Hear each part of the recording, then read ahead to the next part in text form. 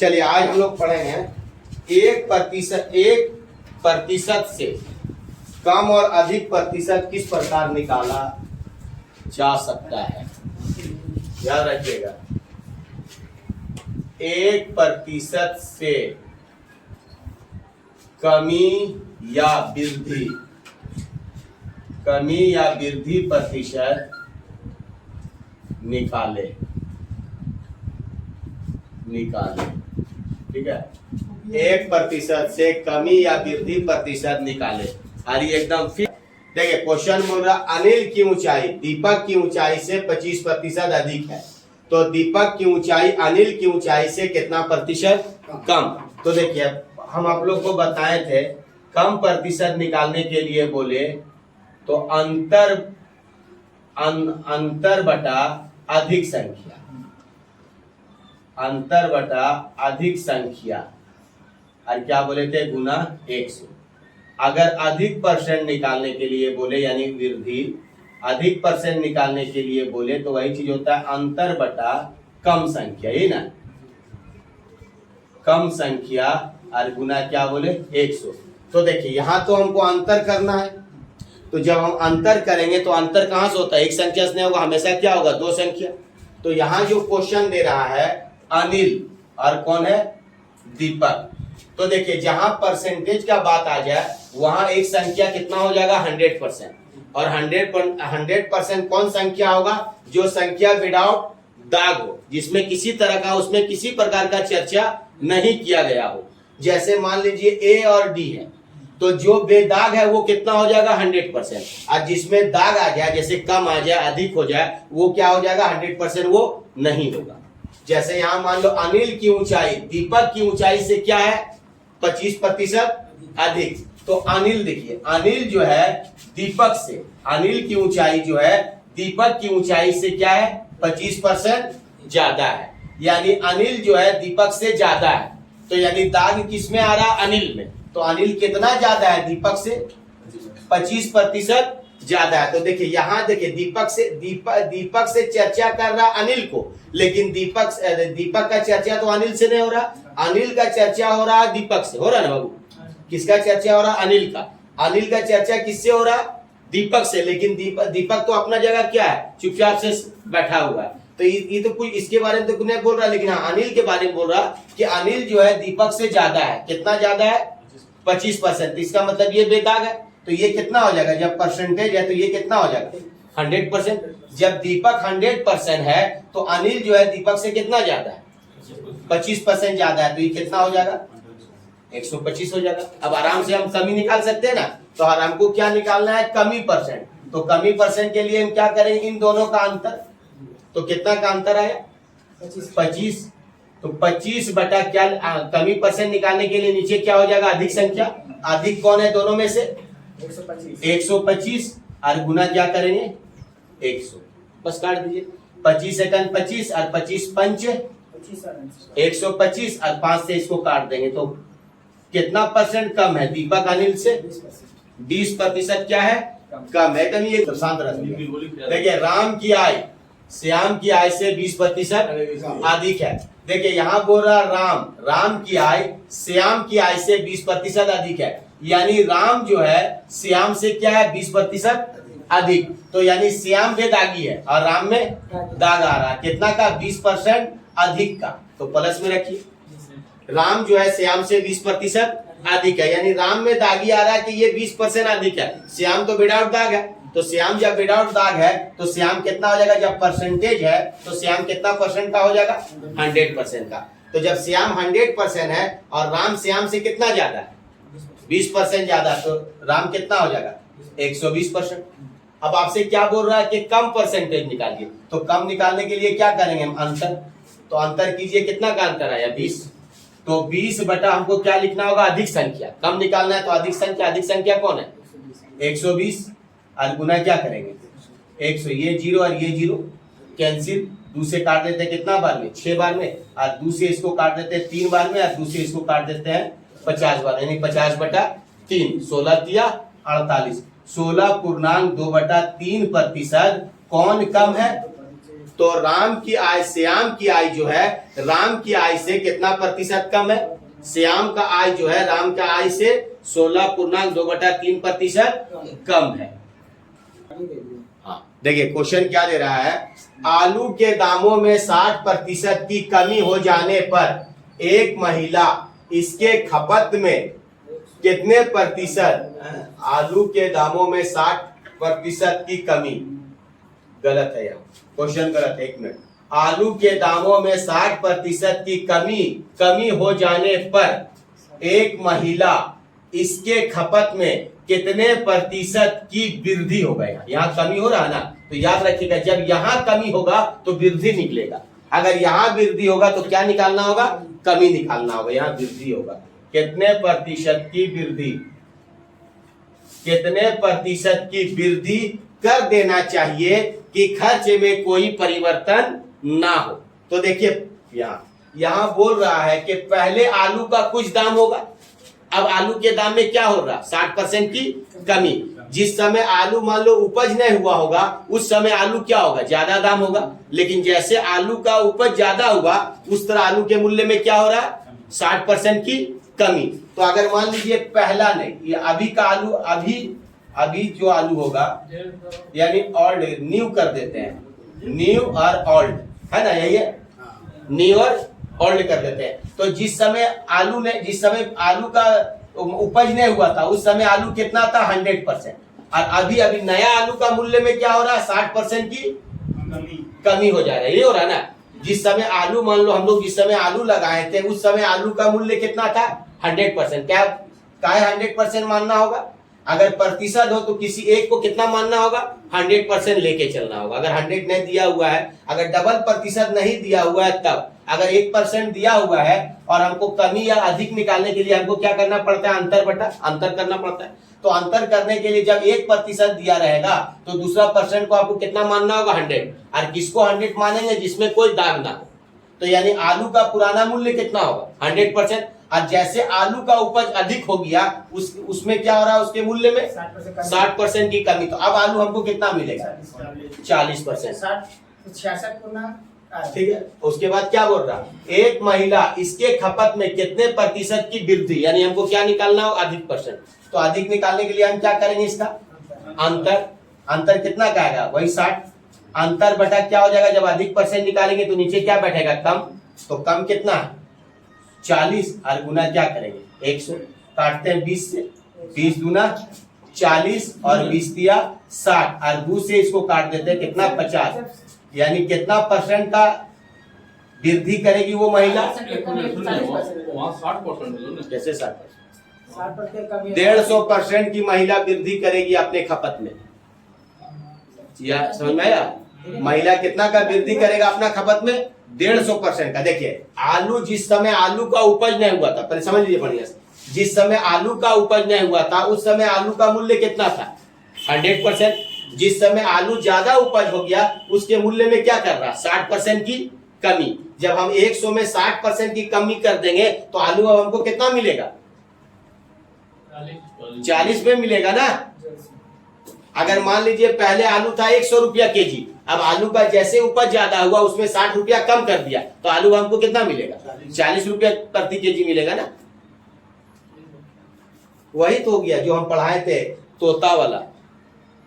60% की कमी हो रहा, जब कमी हो रहा तो 100 में 60 घटेगा ना। आप 100 रुपया कमाए और 60 रुपया खर्च कर दिए तो घर में लाख कितना दीजिएगा?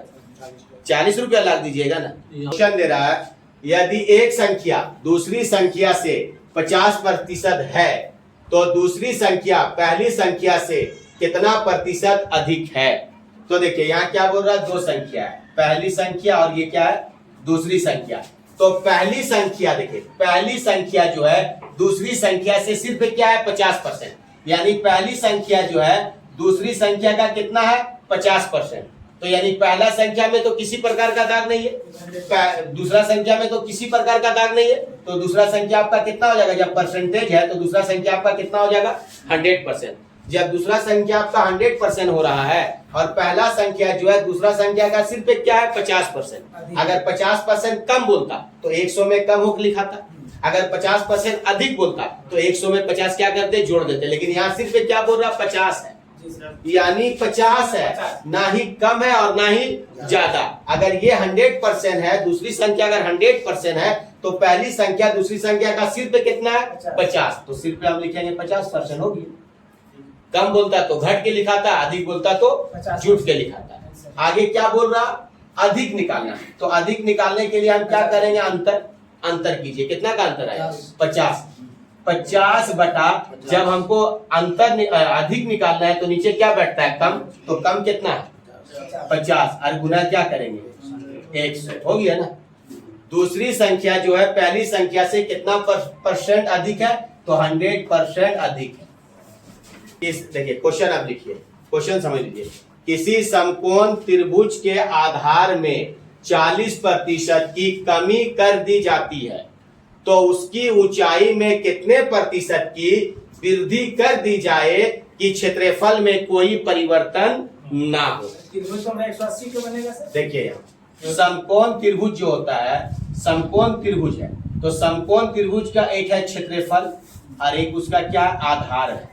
तो समकोण जिस समय आधार में कमी वृद्धि करेंगे उस समय समकोण त्रिभुज का क्षेत्रफल कितना हो जाएगा, 100 का 100। क्षेत्रफल से तो कोई छेड़खानी नहीं हो रहा, समकोण त्रिभुज का किससे छेड़खानी हो रहा, देखिए आधार से छेड़खानी हो रहा और ऊंचाई से छेड़खानी हो रहा, लेकिन क्षेत्रफल में तो किसी प्रकार का परिवर्तन नहीं हो रहा। जो कुछ भी परिवर्तन हो रहा आधार और ऊंचाई में परिवर्तन हो रहा। और यहाँ क्या बोल रहा है कि क्षेत्रफल में कोई परिवर्तन नहीं होगा। जब क्षेत्रफल में कोई परिवर्तन नहीं होगा तो अगर समकोण त्रिभुज का क्षेत्रफल अगर 100% है तो 10 साल बाद भी उसका क्षेत्रफल 100% होगा।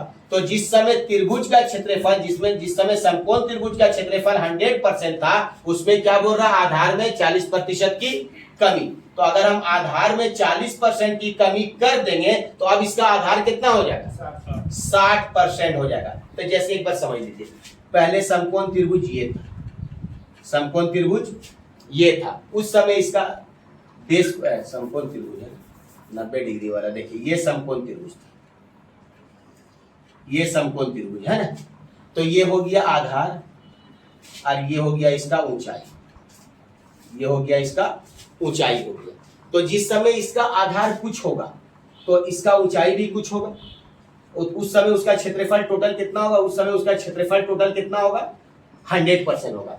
तो जैसे आधार में हम 40% की कमी करेंगे, यदि आधार कितना कम कर दिया हम 40%, मान लीजिए ये 40%, अगर मान लीजिए थोड़ा सा अच्छा आ गया, यदि ये करें, मान लीजिए इतना हम कमी कर दिए, इतना कमी कर दिए ना, तो जब इतना हम कमी कर दिए, जब इतना हम इसमें कमी कर देंगे तो क्षेत्रफल क्या होगा, 100 से तो कम हो जाएगा, लेकिन क्षेत्रफल को कितना रखना होगा, 100 का 100। तो यहाँ जितना कम करेंगे, और अगर 100% अगर हमको क्षेत्रफल बनाना है, अगर जैसे हम आधार में यहाँ अगर -40% कर देंगे तो क्षेत्रफल रूपये के घट जाएगा, क्षेत्रफल घटेगा नहीं घटेगा। तो क्षेत्रफल को 100% रखने के लिए इसको क्या करना होगा, ऊंचाई को क्या करना होगा, यहां से बढ़ा देना होगा। तो वही बोल रहा है कि ऊंचाई को आप कितना बढ़ाइएगा, अब ये बन जाएगा त्रिभुज, समकोण त्रिभुज ये बनेगा ना। ये तो हम कमी कर दिए ना, यहाँ से जैसे 40% काटेंगे तो यहाँ क्षेत्रफल क्या होगा, 100 से कम होगा। लेकिन अगर ऊंचाई को हम बढ़ा देंगे तो क्षेत्रफल क्या हो जाएगा, 100 का 100 रहेगा। तो वही बोल रहा है कि यहाँ ऊंचाई में आप कितना बढ़ाइएगा, कितना % बढ़ाइएगा कि समकोण त्रिभुज का क्षेत्रफल 100 का 100 रहेगा। तो यहाँ हमको क्या 100 का 100 रहेगा, इसका मतलब कोई परिवर्तन नहीं होगा। तो वही बोल रहा है ना, ऊंचाई में क्या बोल रहा है, कितने प्रतिशत की वृद्धि करना है। तो वृद्धि करने के लिए इसका मतलब क्या हुआ, अधिक %। तो अधिक निकालने के लिए क्या करेंगे हम, अंतर। तो बस यही दोनों में अंतर कीजिए, कितना का अंतर आया, 40 बटा, अधिक निकालने के लिए नीचे क्या बैठेगा, कम। तो कम कौन है, 60 और गुना क्या करेंगे 100, बस काट दीजिए। 20 दूना 40 और 20 दिया 60, यानी 200 बटा 3, यानी 66 और 2/3% इसका ऊंचाई क्या करना होगा, बढ़ा देना होगा। समझ में आया। यानी समकोण त्रिभुज के आधार में अगर 40% की कमी करेंगे और उसका क्षेत्रफल को अगर 100% बनाना है तो यहां से ऊंचाई कितना बढ़ाना होगा, 66.2/3% क्या करना होगा, यहां से इसकी ऊंचाई को बढ़ा देना होगा, तब जाके क्षेत्रफल कितना होगा 100 का 100% रहेगा, क्षेत्रफल में किसी तरह का भी परिवर्तन नहीं होगा। क्लियर हुआ? अब देखिए यदि त्रिभुज के आधार में 10% की कमी हो जाए तो उसके क्षेत्रफल में कोई परिवर्तन ना हो। तो जब त्रिभुज के आधार में अगर हम 10% की कमी कर देंगे तो एक्चुअली है कि क्षेत्रफल में क्या होगा, कुछ ना कुछ तो परिवर्तन होगा। लेकिन बोल रहा है कि क्षेत्रफल में अगर हमको कोई परिवर्तन नहीं करना हो तो उसकी ऊंचाई को क्या करना होगा, बढ़ाना होगा। यानी ऊंचाई को कितना % बढ़ा देंगे कि त्रिभुज का क्षेत्रफल 100 का 100 रहेगा। तो देखिए पहले आधार लिख लेते हैं और इसका क्षेत्रफल लिख लेते हैं। तो क्षेत्रफल कितना होगा, जिस समय क्षेत्रफल 100% था उस समय आधार कुछ था, लेकिन अब आधार में क्या बोल रहा है 10% की कमी। तो जब 10% की हम इसके आधार में 10% की कमी करेंगे तो अब इसका आधार कितना हो जाएगा 90%। हमको क्या निकालना है, बढ़ाना का मतलब क्या हुआ, अधिक परसेंट। तो अधिक परसेंट निकालने के लिए इसका अंतर कितना हो जाएगा 10, अधिक परसेंट निकालने के लिए नीचे कम कितना है 90 और गुना क्या करेंगे 100, 0 यानी 100/9, 11/1/9% क्या करना होगा, इसकी हाइट को बढ़ा देना होगा, तब जाके क्षेत्रफल में कोई परिवर्तन नहीं होगा। क्लियर हो गया? चलिए लास्ट क्वेश्चन इस पार्ट। तो देखिए क्वेश्चन क्या बोल रहा है, किसी आयताकार खेत की लंबाई 60% बढ़ा दी जाती है, इसकी चौड़ाई कितना प्रतिशत कम कर दी जाए कि क्षेत्रफल में कोई अंतर ना हो। देखिए तो अगर मान लीजिए ये आयत है, पहले समझ लीजिए, जिस समय आयत ये था मान लीजिए उस समय लंबाई कुछ होगा, चौड़ाई कुछ होगा। अगर मान लीजिए लंबाई मेरा अगर 100% है तो चौड़ाई भी अभी मान लीजिए कितना होगा 100%। आगे क्या बोल रहा, इसका लंबाई हमको बोल रहा कि 60% बढ़ा दीजिए। देखिए पहले लंबाई ये था, अगर हम यहां से इसका लंबाई 60% बढ़ा देंगे, अब देखिए यहां से अगर लंबाई इसका हम 60% बढ़ा देंगे, जिस समय अगर आयत का लंबाई 100% था और चौड़ाई 100% था, उस समय आयत का क्षेत्रफल भी कितना होगा 100% होगा नहीं होगा। लेकिन जैसे बोल रहा है कि इसकी लंबाई को अगर हमको 60% बढ़ाना है तो लंबाई 60% बढ़ा देंगे तो लंबाई तो मेरा ये हो जाएगा, लंबाई तो यहां तक आ जाएगा। तो लंबाई जैसे 60% बढ़ाएंगे तो क्षेत्रफल भी क्या होगा, बढ़ेगा ना घटेगा, ही बताइए, क्षेत्रफल भी तो बढ़ जाएगा। लेकिन बोल रहा है कि क्षेत्रफल में हमको कोई अंतर नहीं चाहिए, क्षेत्रफल कितना चाहिए 100 का 100। तो बोल रहा है कि चौड़ाई को आपको क्या करना होगा, घटाना होगा।